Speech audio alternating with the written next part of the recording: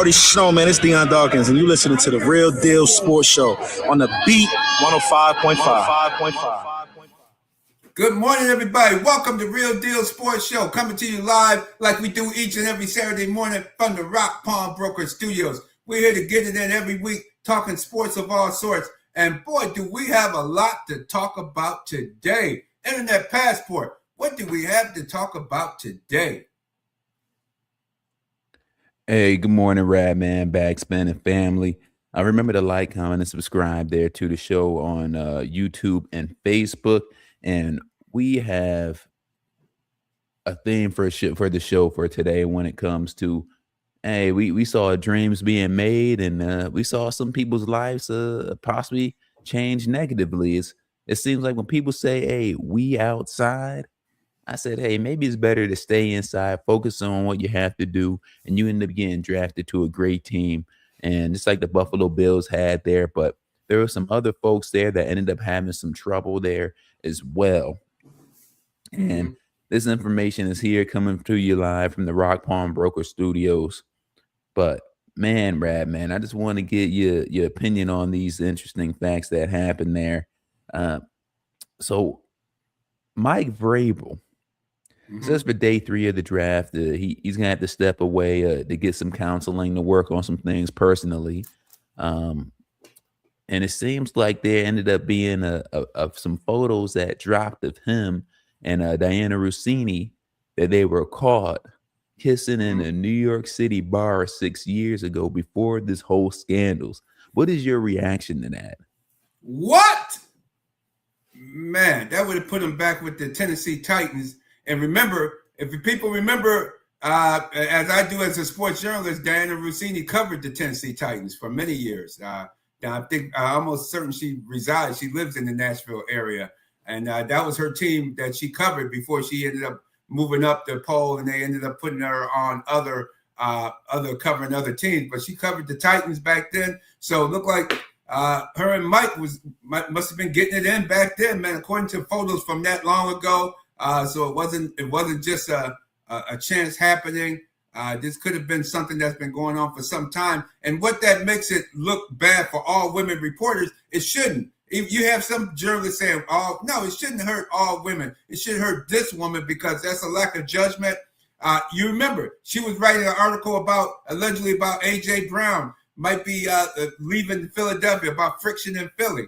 You know, in so many ways you could be, as a journalist, put something out there that all of a sudden get wings going, and all of a sudden it builds up, and you have people talking about, wow, is A.J. Brown really leaving Philly? Where it might not even be true at all. But in this case, it's just not a good look for the journalism side, and she should have known better, and they had to let her go, which they didn't. She actually resigned from The Athletic because it's just such a bad look as a sports journalist, or as a journalist, period. You cannot be fraternizing with a story, with a potential story that could lead 2 or 3. In this case, it could have led the Eagles to say, "Hey, that story's not true. Where is she getting this? That A.J. Brown is leaving, and we don't want him here no more." Blah blah blah. Just as an example. So the journalism side is, in this case, is the key side, and you should have known better to do that type of situation. And it's just a sad situation for Diannai Rossini, but not for all women journalists. There's some great sports women journalists that I see in the locker rooms and at the different games throughout the country. These women do a great job of getting their sports done and getting their craft done and doing the right thing. So Internet Passport is just one bad apple. Don't make the whole bunch bad. He ain't lying. I agree with you on there, Rad, man. It's something sad. I think definitely when it comes to all the Patriots fans out there, I think your team from top to bottom, ownership, coaching staff, all that, I think they need all some types of counseling. But yeah, he's gonna have to take off for day 3 of the draft. I think it's interesting how it's only on day 3, not the first 2 couple of days. But hey, right. It is what it is, what you got to end up doing. So I hope things improve for them when it comes to the family, worry about the kids and stuff like that. But hey, it is what it is. When you choose to be outside, that's one thing why I end up thinking it ends up being crazy. But still, one thing there as well is that another interesting story that ended up happening was that this one a rapper named Ice Spice. There's video from TMZ saying she was out and about. She was inside of all places of McDonald's eating, looks like with an associate. And then unfortunately, they ended up having, I guess, a little bit of a kerfuffle where a third party individual came in talking to her and essentially assaulted her. She slapped her there in the face.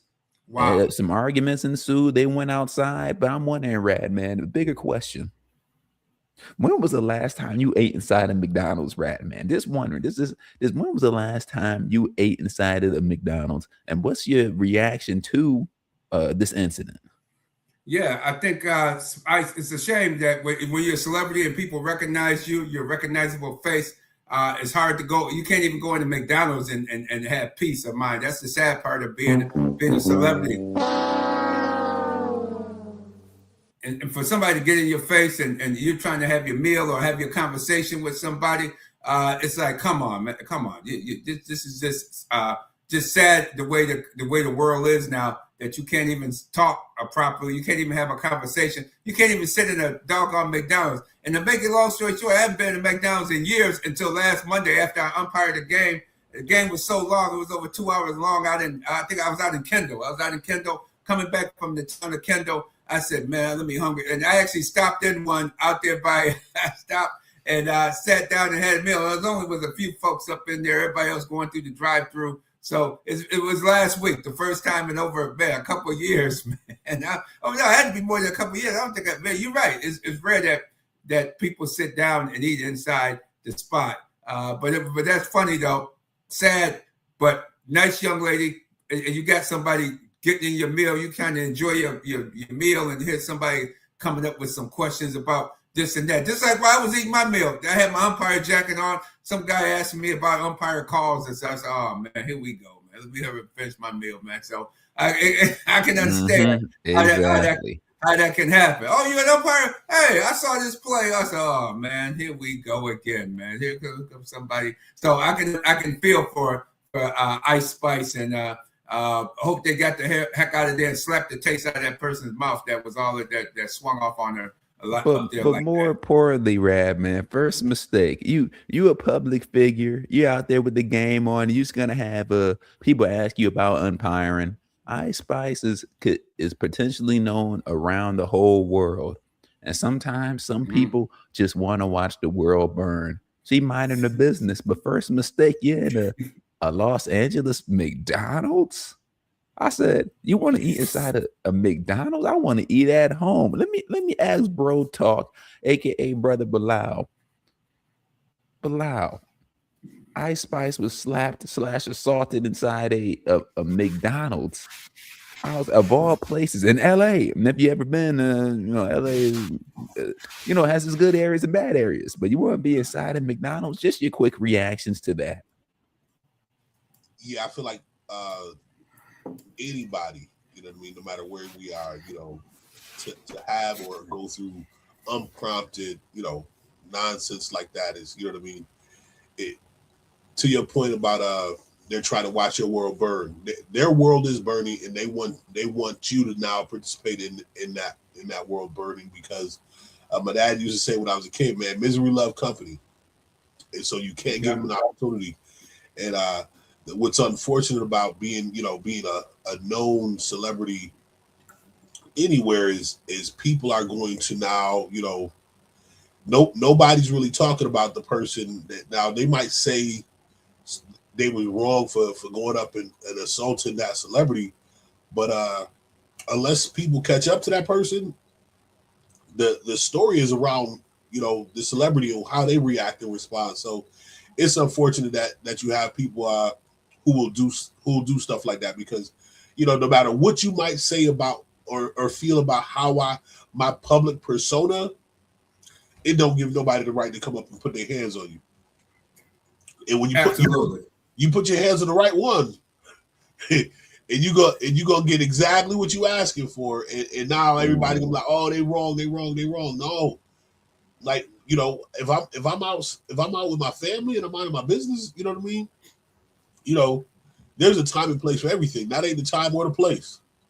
Exactly. We all know what happened there. Someone rolled up on you, but like, you're like, all right, okay. We had to do that B to A. Together a little, Didn't we tell y'all not to mess with us? Didn't we tell y'all not to mess with us? Yeah, we are going to the championship game. Let's go, you! Yeah, in the church we call it laying hands. Yes. Laying hands, furniture moving, B to A, Lakers in 5. Whatever you want to call it. You got to be able, you can't always control how people are going to react. But one thing, like we said for the theme for today's show, they outside and they crashing out. If you staying inside, you could be getting drafted. You could be out here winning. You could be out here getting some of those championships. But if you want to be out here thinking you could do some different things with a reporter, eating at a McDonald's of all places, that honestly has me pissed off, man. That honestly has me pissed off. I said, at a McDonald's and you out like this, people know you. Get my food to go, man. I can't remember the last time I went to a McDonald's, but you know, to each their own. Each their own. But one thing that I can say is that you want to end up being smart about. You want to be smart. Just like one of our people that listen to the stream. You remember the like, comment, and subscribe. Shout out to Morris Thompson on the Beltway. Good morning to you, brother, man. A diehard, one of our day ones, man. Basically family, Morris Thompson, man. Glad to have you on there. And like you said that left the comment, I read football at the end of the game, and that shirt comes off before I get in the car. Yep, because otherwise you never know. They're going to be saying some rude things. Ref, get off your knees. You're blowing the game. Oh, okay. Who said that? Next thing you know, they rolled up on you. I had some money on the game there, ref. I'm like, oh, okay. All right. This Yeah, let me get out of here and be safe. Radman can probably attest to this. You know, I know one of the things they've told my nephew refs, and he says that they're instructed, like, you get right out of there, because you know what I mean. People gonna feel how they feel about. Now you could call a great game, and the one call somebody feel like you missed or that went against their team, that's the call that they want to run up on you after the game about. So you know they tell you get right out of there. Absolutely, and Morris, there, that's right. It was cold up here. I should have switched my jackets because I had another jacket in the car that I should have put on, but I still had my umpire jacket on because it was still cold during that game. And then when I went into that restaurant, I should have.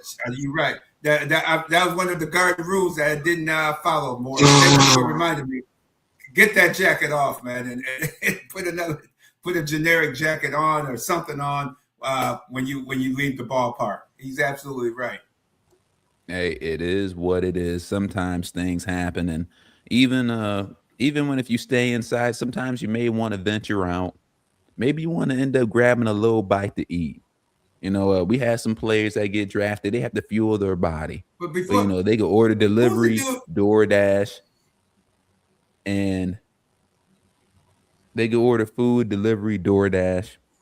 But one thing that you don't do, if you see the police behind you, you just pull over, do the right thing. You don't want to end up like T.I.'s son, King, out there getting arrested for possible drug possession while wearing a Pikachu onesie. There's a lot of things that end up happening there. But I was like, for a young man there in his early 20s being arrested with a Pikachu onesie on, and had to have his own dad have to come there and talk to the police. My God, man. Gentlemen, just Radman, what's your reaction to that, to a grown man who's in the public eye getting arrested with a onesie on?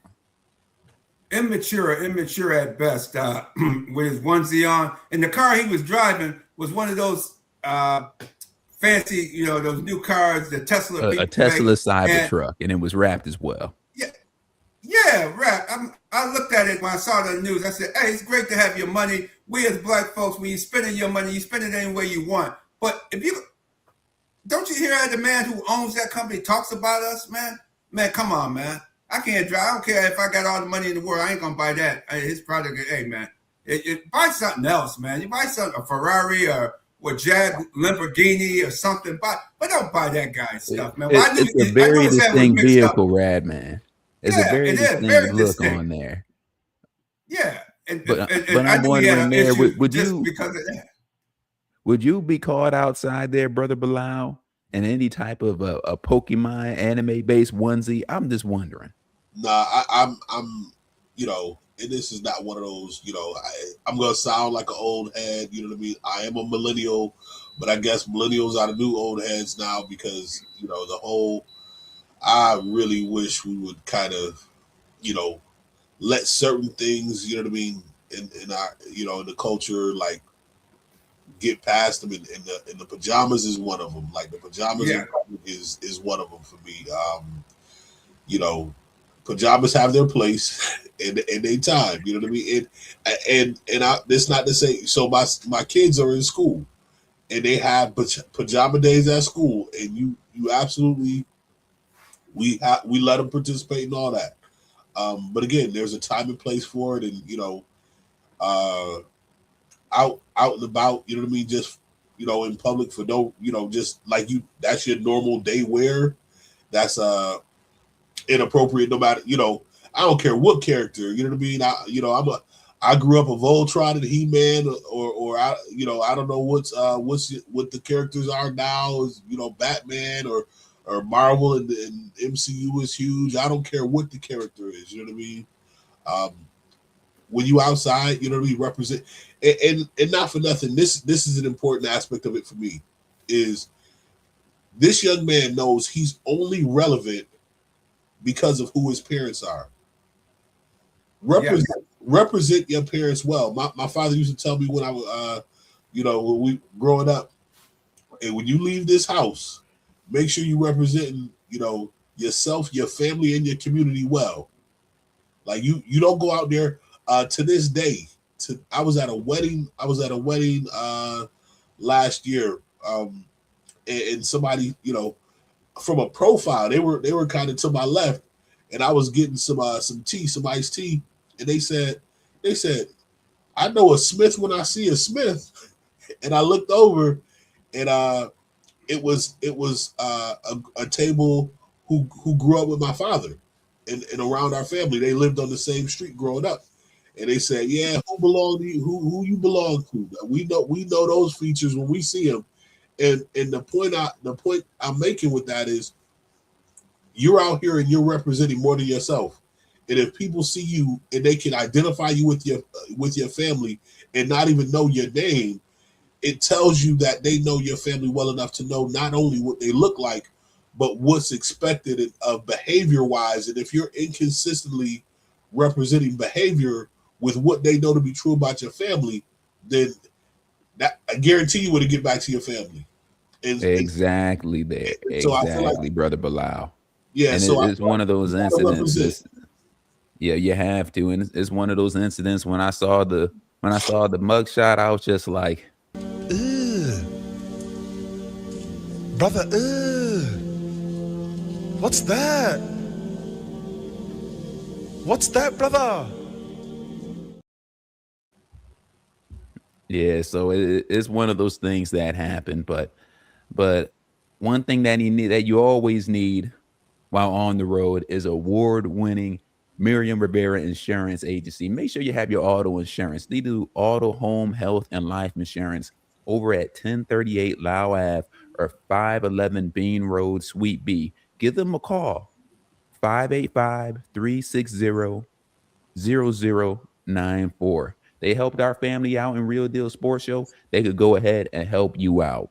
But, you know, we have that theme is that folks end up being outside. But if you stay inside, dreams could end up being won and having come true there as well. And we saw that happening for two players at the NFL draft. And we have a special guest coming on.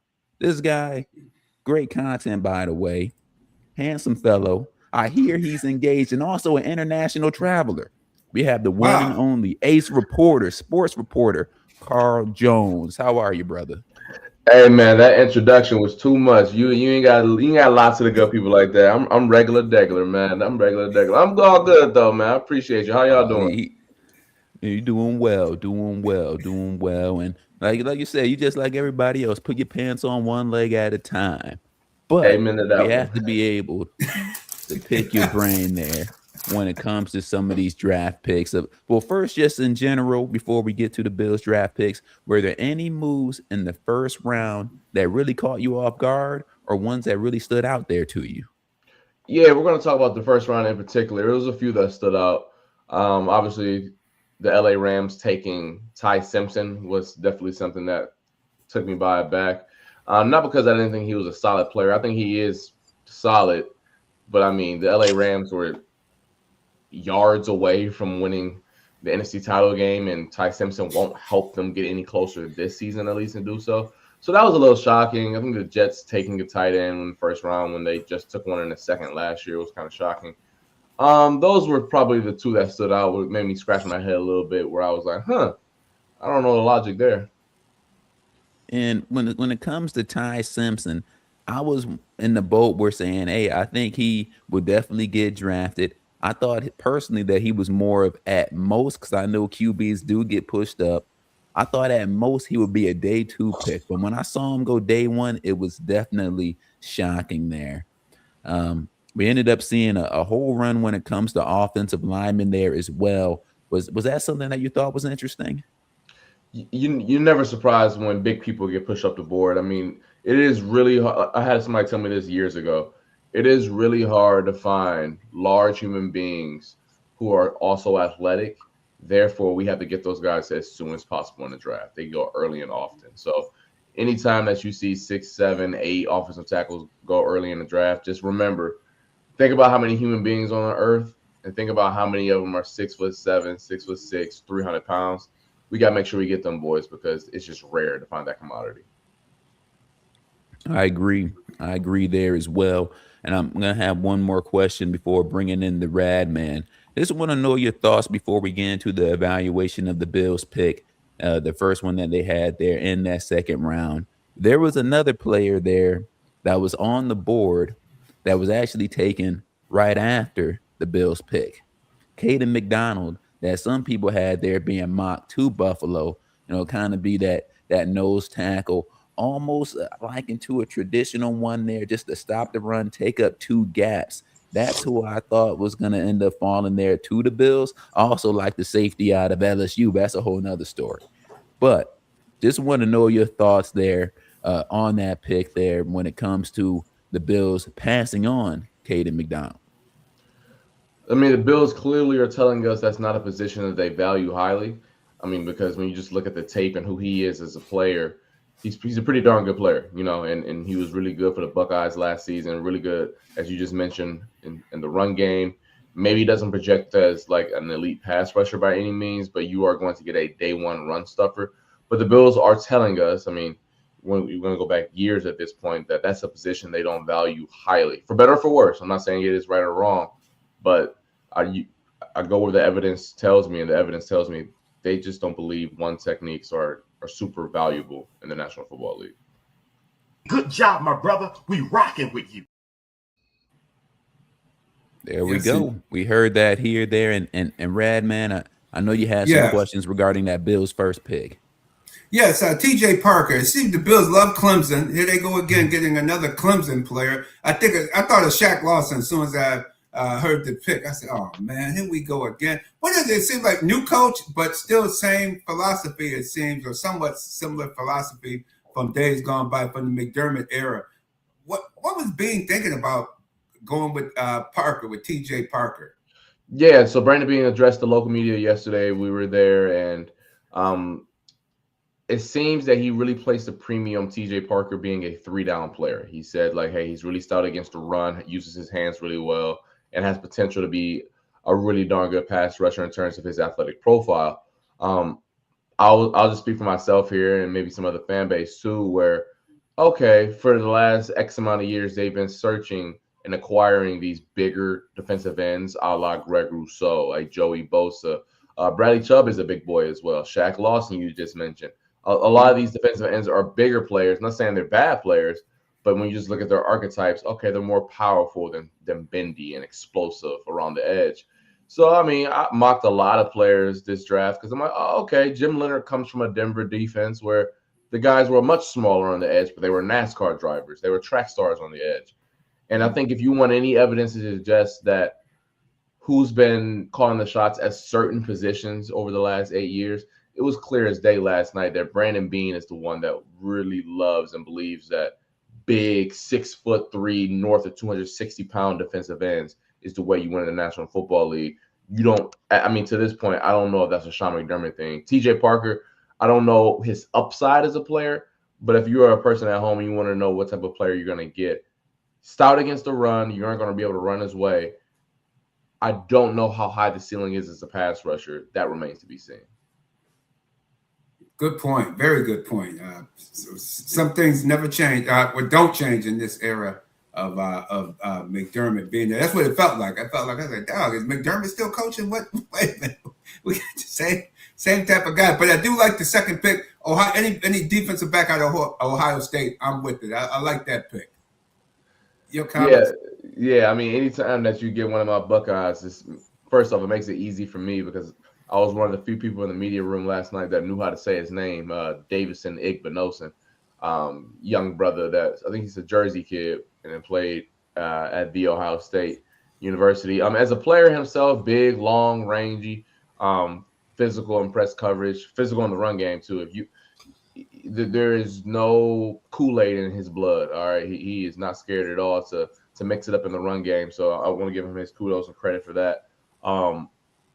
Just very interesting, though, because usually second-round picks are players that you expect to start at some point in year one.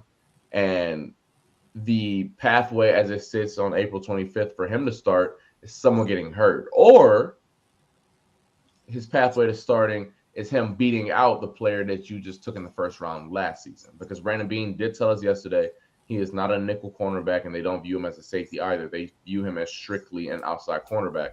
So I just find it very curious that you're taking a player early in the draft profile aside and who he is as a player aside. Just put that in a separate bucket. I'm not going to speak on Davison as what he projects as a football player on between those white lines. But in terms of the process of taking that player, his pathway as it stands today is one of two things. CB or Max getting hurt, or you don't believe in Max and you're giving up on your first-round pick a year into his career. Right or wrong, not saying it is. I'm not saying it is or it isn't, but that's the process that they are clearly screaming to us at the moment. Do you think that injury might be part of it? He's been injured twice now, Maxwell, from last year. Oh, I'm sure that plays into it. I mean, you will be a fool not to take in every single piece of data and information throughout someone's career and not make decisions based off of it.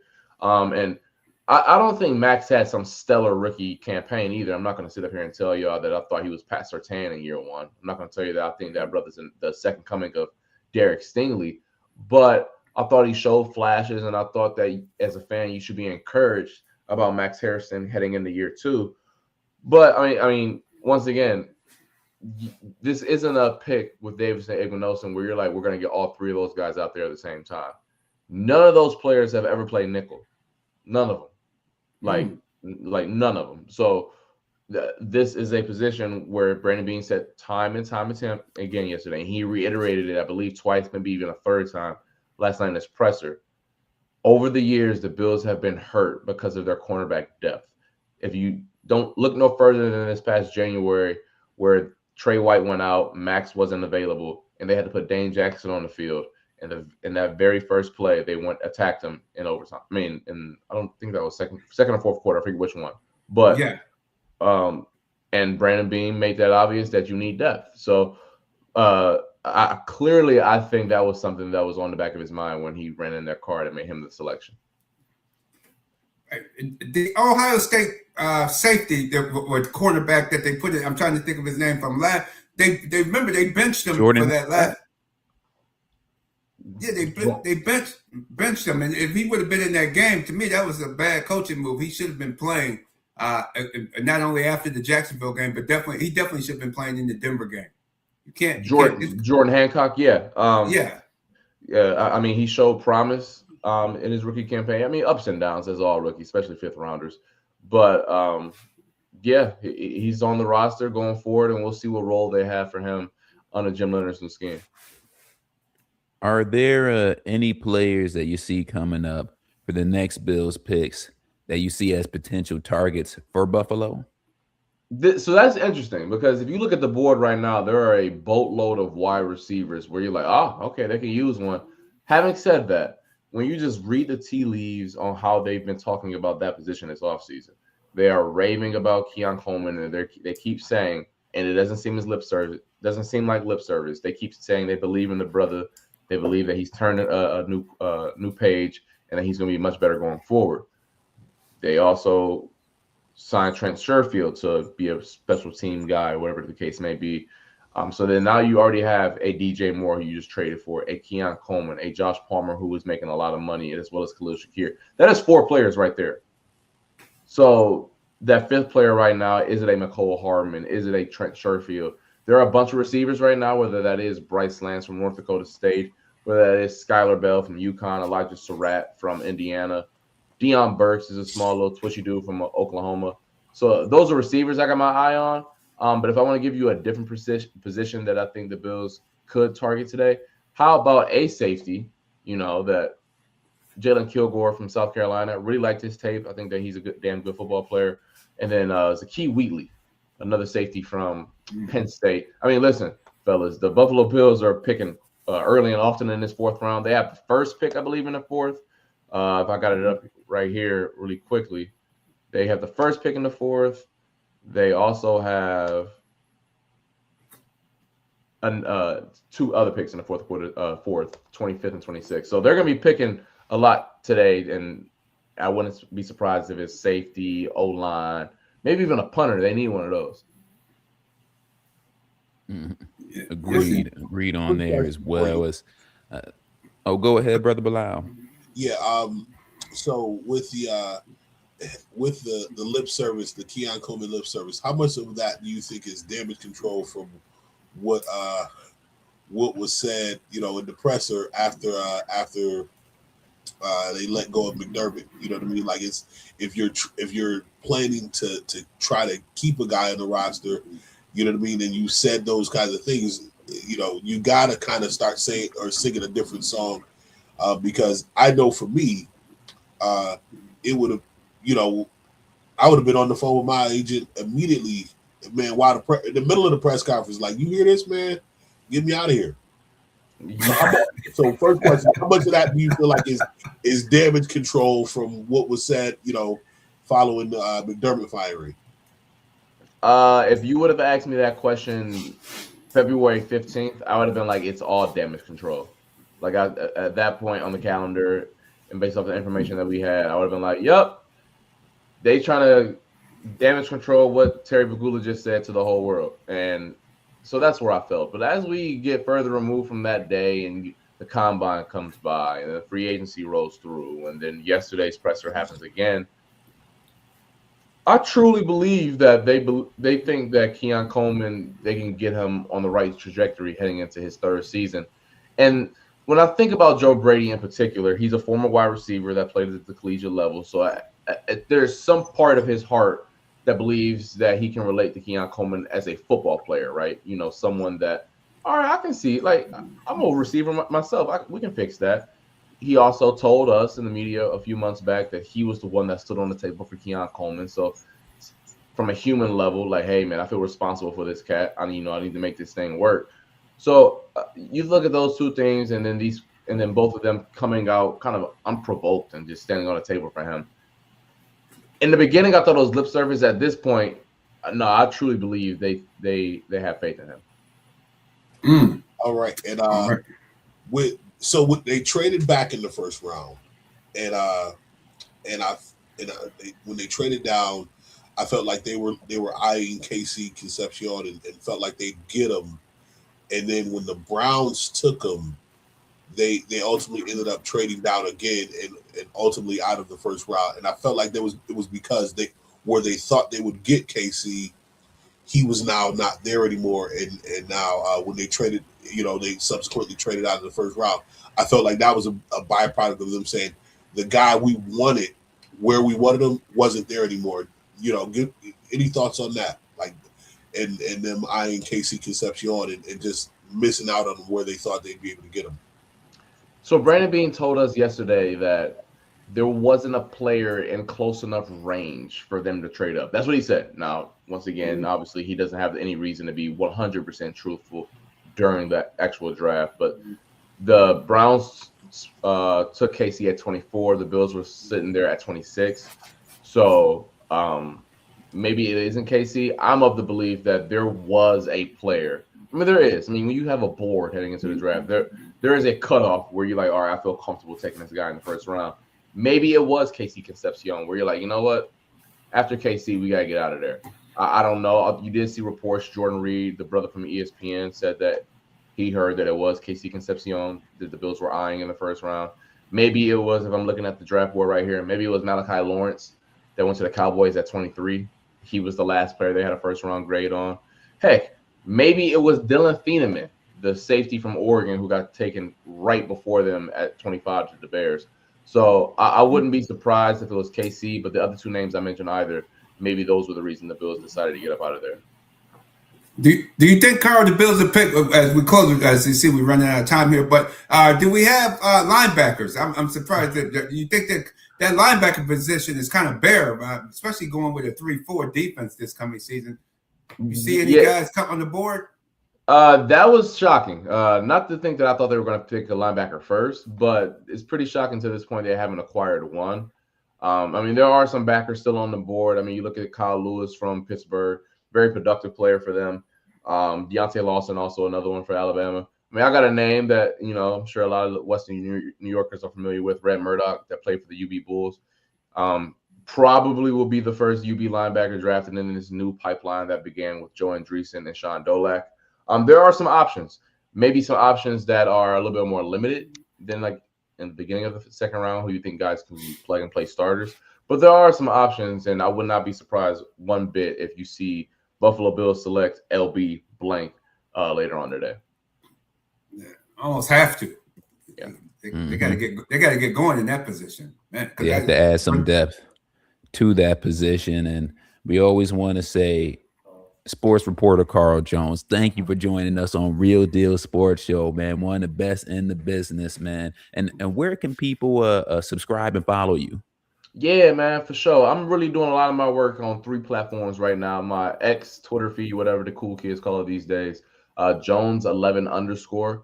And then I'm on TikTok now. I'm meeting the people where they at now. TikTok, Carl Jones. I don't know the exact name, but you can find me on TikTok. And then my YouTube, I'm doing a lot of stuff over there as well. So those 3 platforms, find your boy in my work. And I appreciate y'all for having me today, man. All love. Thank you. Look forward to having you coming on. Yeah, look forward to having you back. See what happens when people leave Rochester? They become internationally known. Hey, man, I'm just a small fish out here, baby. I'm a fish out here just trying to swim. Love y'all. Y'all be safe, all right? Take care. All right. Beautiful. And after that, after talking so much sports, we end up feeling pretty hungry. So that's why we want to end up thanking our sponsor of that segment for Jamaican Soul Restaurant at 211 Genesee Street, featuring soul food Sundays. Now open noon to 9 p.m. on Sunday and 11 a.m. to 9 p.m. Tuesday through Saturday. Thank you to Jamaican Soul Restaurant for sponsoring the Real Deal Sports Show. 1,000 people need to give us $20. Close the doors. I said close them doors. Close the doors. Close the doors. Close the doors. Usher, close the doors. I said close them doors. Close the doors. Close the doors. Bring them baskets. Close the doors. Bring them baskets. This is easy, saints. This is easy. This is easy, saints. And speaking of which, man, we have to move on to another major event that happened there. Remember to like, comment, and subscribe. But we had WrestleMania happen last week, and we have the one and only WrestleMania professional wrestling aficionado. He's a jack of all trades. Sometimes we call him J-Jack. We have him, Jason Jackson, there. Thank you for joining us on Real Deal Sports Show.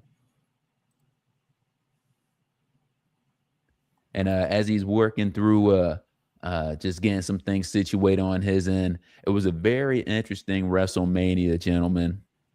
One major thing that ended up coming on when it comes to the show was the ticket prices. So just for context, last year, they ended up having a sold-out crowd, record attendance, record highs when it comes to sales.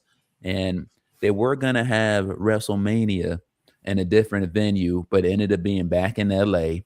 And something interesting happens that rumors started to come out maybe about 2 to 3 weeks before WrestleMania that ticket sales were down. I mean, when they jack up ticket prices as high as they were, people were hearing you get nosebleed seats for $300, $400. So something wasn't really there lining up. Something interesting wasn't there, right? And y'all got we me? just want to be able to get our yes, there, Jason Jackson. We want to be able to hear y'all and hear your opinion when it comes to some of these prices that they had when it comes to WrestleMania. What are your thoughts on that?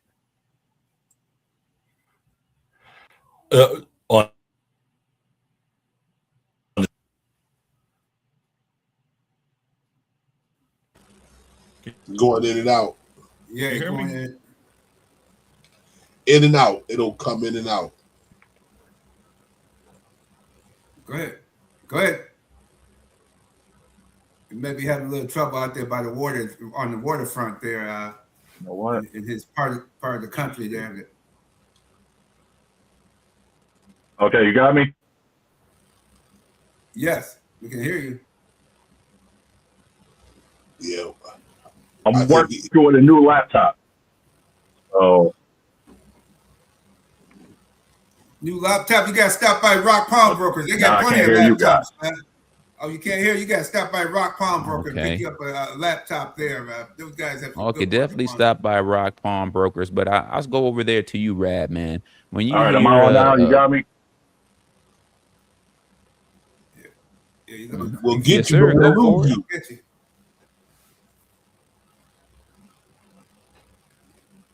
He froze like Vince McMahon froze up, man. You guys find Vince, man. He's looking like Vince, man. Froze up, trying to get his business back in order.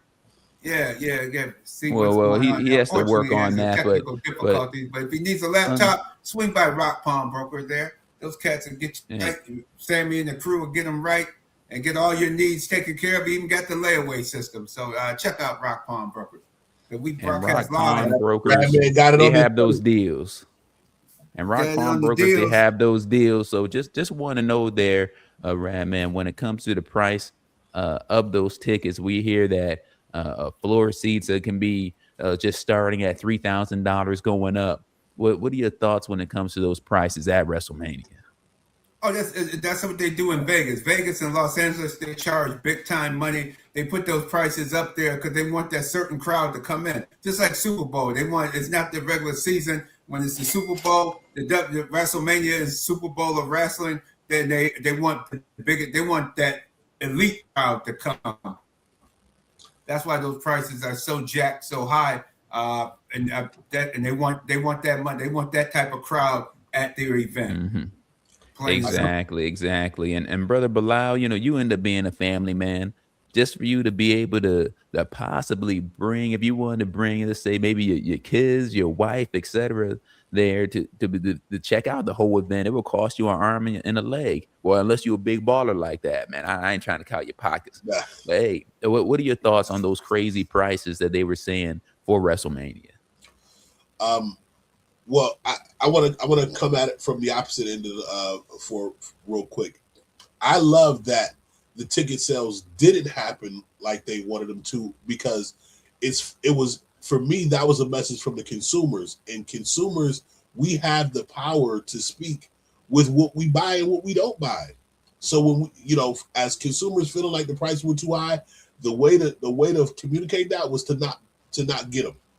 And furthermore, to say, listen, we're demanding a better product. If you're going to charge whatever you're going to charge, we want a better product. And we know since TKO was taking over, the WWE, that we haven't seen the same kind of product, on screen, as we've liked to, to see, So historically, and I think Radman made an amazing point last week that I want to jump on is you used to only have the top tier wrestlers going against one another at the pay-per-view level events, or maybe if anybody can go back and remember Saturday night's main event, those rare occasions where you'd see the top talent facing off.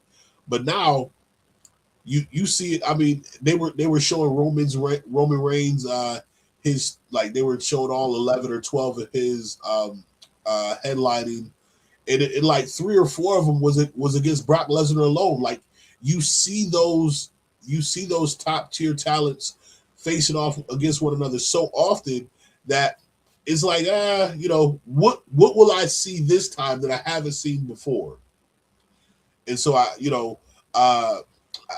think the actual headlining match, which was Roman Reigns and CM Punk, was a phenomenal match. If you did watch WrestleMania, it was an outstanding match, but it wasn't good enough to necessarily overshadow some of the other matches and what was I would say an average WrestleMania.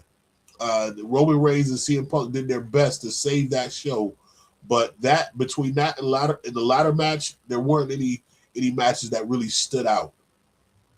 And Brock Lesnar's retirement, that's where I was gonna go there next. We saw the pass of the torch, but it was the opening match. So you know what I mean. It was like a Tyson fight. If you got there, if you was like, okay, I get there late, I missed it. You know what I mean? He gave that fall from grace, and it was over.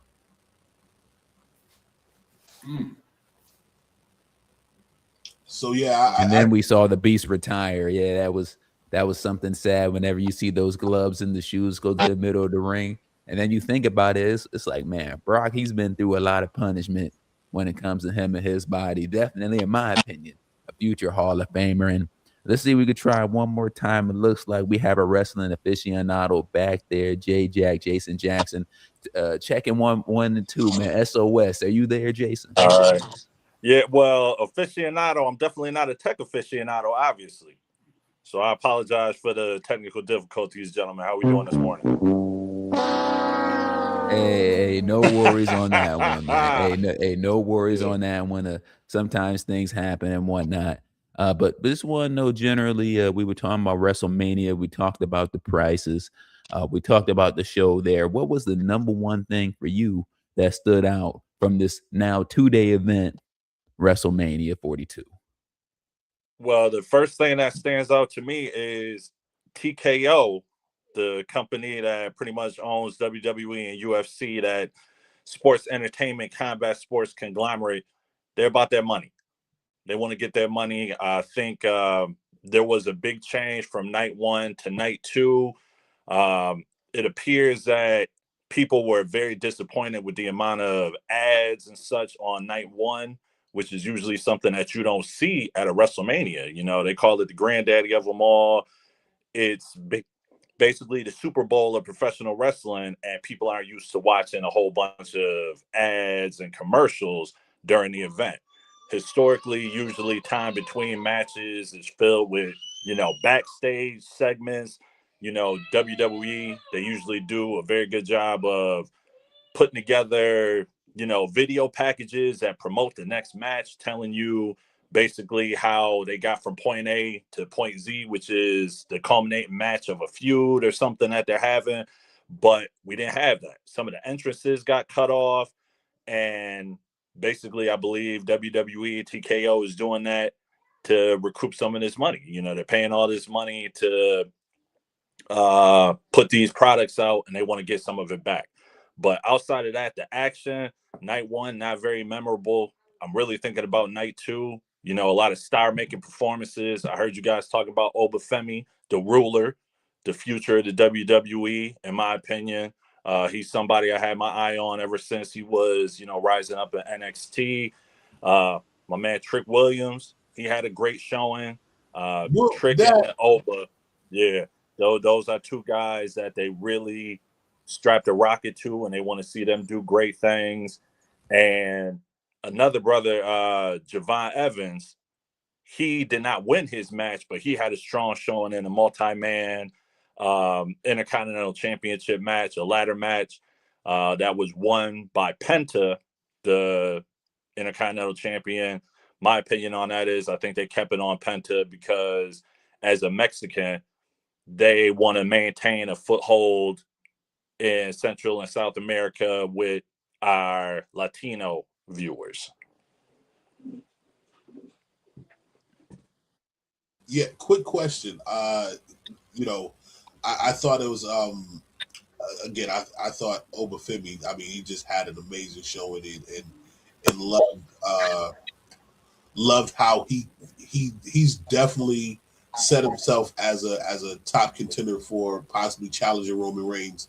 But in terms of the overall kind of night, what were some things that you felt like could have been done differently? What were some of the matchups that you might have, I was a little disappointed to see Jade Cargill lose to Rhea Ripley.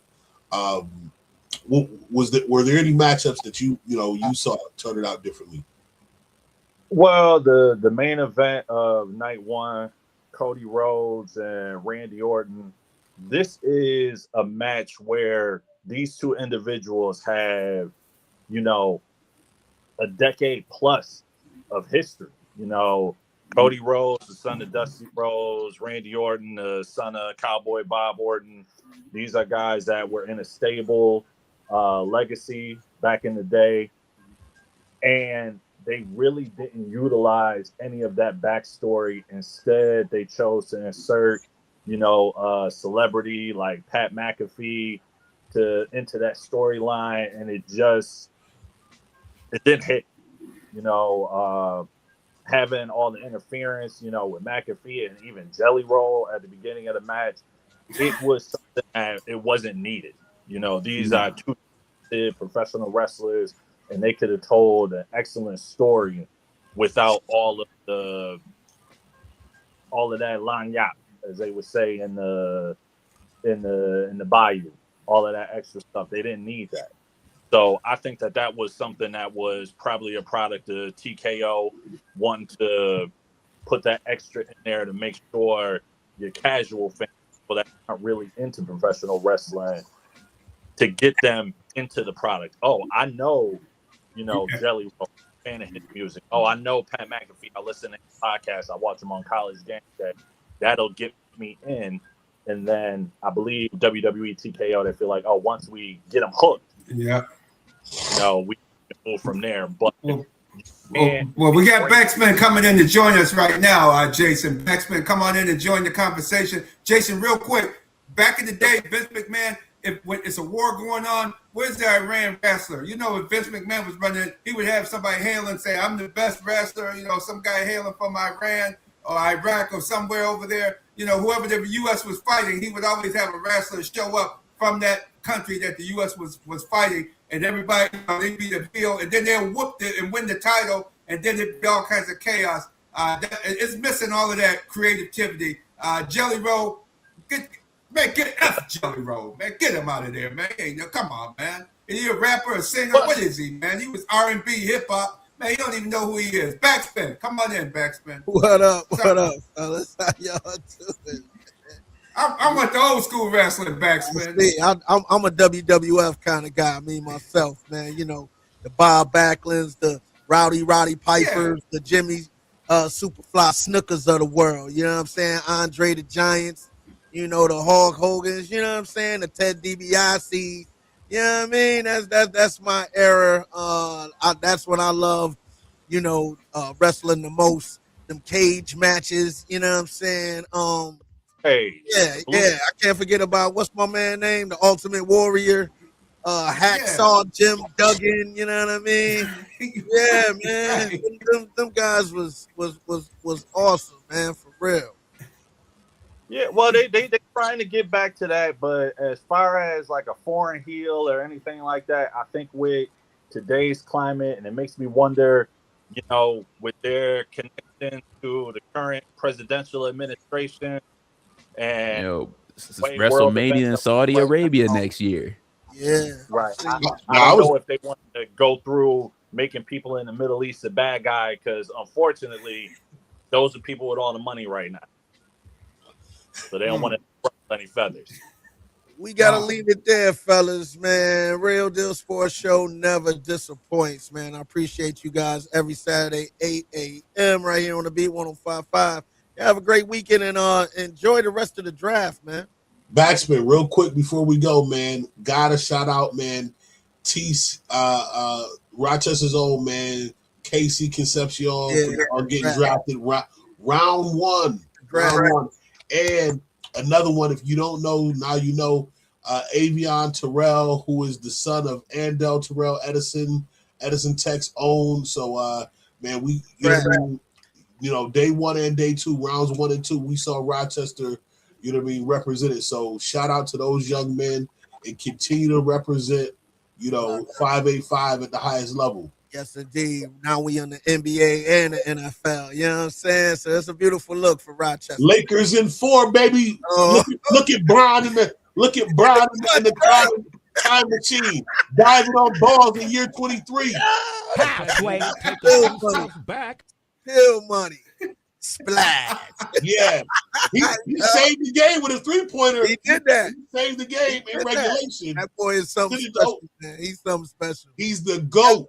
Absolutely. Y'all keep it where you need it. The Bag of Time Mix Show is on the way right here on the Big